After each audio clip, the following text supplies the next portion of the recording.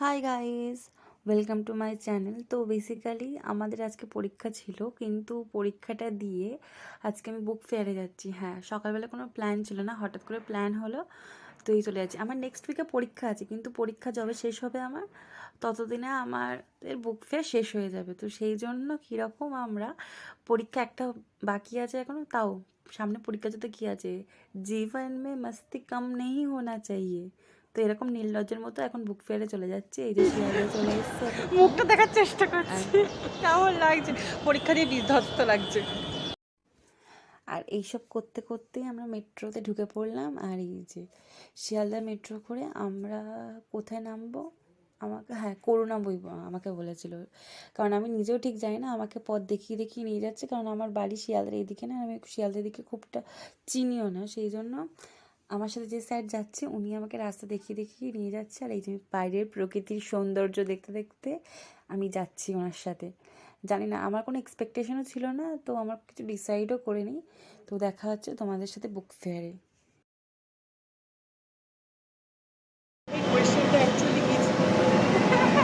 আসবে না তো, ভয় কিউট হয়ে যাবে। তুই এত লম্বা না আমার থেকে।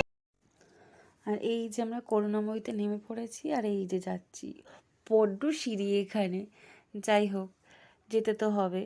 কিন্তু আমরা একটা মিস্টেক করে ফেললাম। কী মিস্টেক? আমরা মেট্রোতে নেমে আমাদের যেদিকে নামার কথা ছিল, মানে যে রুটটাতে, তার অপোজিট রুটে নেমে পড়েছি, এবং যার ফলে কী হয়েছে, আমরা নামতে পারিনি। আর ওখানে দেখছো মেট্রোতে এত লাইন, প্রথমে এত লাইন ঠেললাম, তারপর আমরা যদিও বা নামলাম, আমাদের আবার এক্সট্রা করে হাঁটতে হবে, কারণ মাঝখানে কোনো রাস্তা পার করার কোনো কোথাও জায়গাও ছিল না। তো আমাদের এক্সট্রা আরও 15 মিনিটস মানে হাঁটতে হয়েছিলো এক্সট্রা করে, করে আবার ঘুরে ঘুরে বুক ফেয়ারে এই যে ঢুকে পড়লাম। আর ইনি আগে আগে যাচ্ছে, কারণ এনার রাস্তা কী বলে ওটাকে, উনি সব বুক স্টলের নাম্বার দেখে রেখেছে, তো উনি ওখানেই আগে যাবে, এবং আমার তো কোনো প্ল্যান নেই, তো আমি ওনাকে এখন ফলো করছি। আমরা 9 নম্বর গেট দিয়ে ঢুকেছিলাম। আর 9 নম্বরের গেটে হচ্ছে এখানে বিভিন্ন রকম বাংলা প্রকাশনীর সব বই বেরিয়েছে। তো আমি তো কিছু ডিসাইড করিনি, আমি 9 নম্বর গেট দিয়ে ঢুকে দেখছি যে সব চারিদিকে জয় ঢাক, তারপর পুনশ্চ, তারপর আর কি আনন্দ পাবলিশার্স, বিভিন্ন রকম বড় বড় পাবলিশার্সের বই এখানে রয়েছে। আর আমার মনে হয় যে প্রত্যেকটা বাঙালিরই বুক ফেয়ার অ্যাটলিস্ট একবার না একবার অ্যাটেন্ড করা উচিত। সাদা তো ওই তো 76 তোর।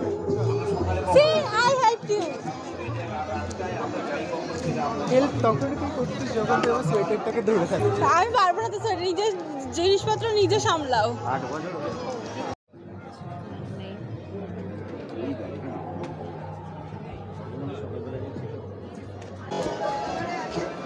তুই কি কিনতে ঢুকেছিস? হ্যাঁ, এইসব কিনবি তো দেখ। না আমি কিনবো না আর এসব। না পড়ি, কিন্তু এইসব নয়। আমার বাড়িতে গীতা রয়েছে, আমার বাড়িতে আই হ্যাভ টু গীতা। আবার কি খুঁজতে চলে গেছে? কি করছিস তুই? কি মার্কসিস্ট খুঁজবি নাকি? মার্কসিস্টই তো। মার্কসিস্ট পেয়ে গেছিস। শ্রীরামকৃষ্ণের আবার কি পেয়েছিস? ওই শ্রীরামকৃষ্ণকে নিয়ে একটা সমালোচনামূলক বই। This book is good. This book is actually good, but the price is too much, like 390. I can't. আর এইসব করতে করতে আমি ওকে বললাম যে ভাই তুই এখানে থাক, তুই রামকৃষ্ণ বিবেকানন্দ মার্ক্সবাদ নিয়ে থাক, আমি গেলাম আমার নিজের বই দেখতে, কারণ তোর মার্ক্সবাদ দেখার চক্করে আমি আমার বই খুঁজে পাবো না। তো এইটা করতে করতে আমি এরকম নিজের মতো করেই ঘুরছিলাম। আর আর তারপর আর কি হবে, আমি বিশ্বভারতীর সামনে চলে আসলাম, ব্যাস হয়ে গেলাম আমি গরিবস। কারণ ওখানে গিয়েই আমার রবীন্দ্রনাথ ঠাকুরের এত নাটক, গল্প, কবিতা দেখে লোভ লাগছিল, মনে হচ্ছিল সবকটাই বাড়িতে তুলে নিয়ে যাই। কিন্তু আমার কাছে যেহেতু উপন্যাসের রবীন্দ্রনাথের সব পাঠটা আছে, গল্পের গুচ্ছের সব পাঠ আছে, তো নাটকের পাঠটা শুধু নেই, আর সেইটা নেওয়ার জন্য আমার হাতটা নিষ্পিস করছিল। যদিও আমি ওটা কিনিনি, কিন্তু অন্য একটা কিনেছি, সেটা হচ্ছে পরে তোমাদেরকে দেখাবো ভ্লগ করে, সেটা আজকে নয়। আর আমার এই যে পেটা করে ফেললাম যাই হোক। আর তারপর আমি রঘু ডাকাত কিনলাম 5 করে দিয়ে, এটা অনেক একটা ভিড়, এই উলঙ্গ রাজা। বই মেলাতেই কখনো বই কিনতে হয়। You have already done this. এই ঢঙের একটা ছেলে, কোন ঢঙের রে? এই যে আকাশ মেন আমাদের স্কুলে পড়তো, আচ্ছা, আমাদের স্কুলে পড়তো মালটা। ইউ আর টকিং অ্যাবাউট মাল। I am quite. ঠিকই বললাম, আমাদের ওই ছেলেটা আমার সাথে স্কটিশে পড়তো। আচ্ছা, তারপরে মানে পড়াশোনায় তো কিছু বললা ছিল, একদম কিছু পারতো বললা? না। পড়াশোনায় কিছু, ও পড়াশোনায় খুব খারাপ ছিল। আচ্ছা, তারপর? মানে আমি ছিলাম এই সেকশনে, ও ছিল সি সেকশনে, ঠিক আছে? আচ্ছা, তো তারপরে ও একদিন দেখলাম, হঠাৎ দেখলাম ও একদম কিসব ফেলুদা ফেলুদা পড়ে নিল না, কি হলো ফেলে পড়ে দিয়ে নিল। পরে তো ও দেখলাম ইন্টেলেকচুয়াল হয়ে গেল হঠাৎ করে।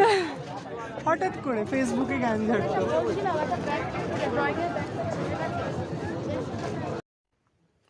এরপরে একটু কোল্ড ড্রিঙ্ক খেয়ে নিলাম, কারণ সেই 11টার সময় আমরা খেয়ে দিয়ে বেরিয়ে তারপরে এক্সাম দিয়েছিলাম।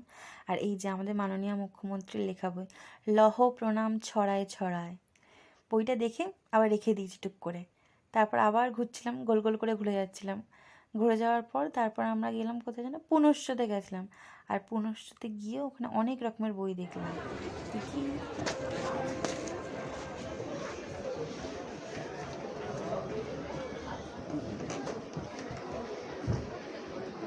পুনশ্চ এই এতেই পুনশ্চর মধ্যে কলেজ স্ট্রিটে একটা ইয়ে রয়েছে না, দোকান রয়েছে না পুনশ্চর একটা?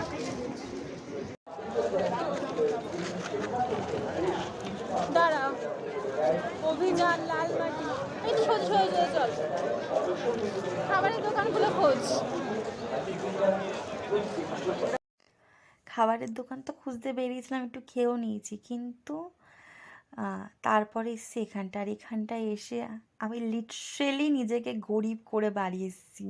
মানে এখানে এত ভালো ভালো বই ছিল, মানে আমার এখান থেকেই, মানে আমি বুক ফেয়ারের আর্ধেকেরও বেশি মার্কেটিং আমি এখান থেকেই করেছি।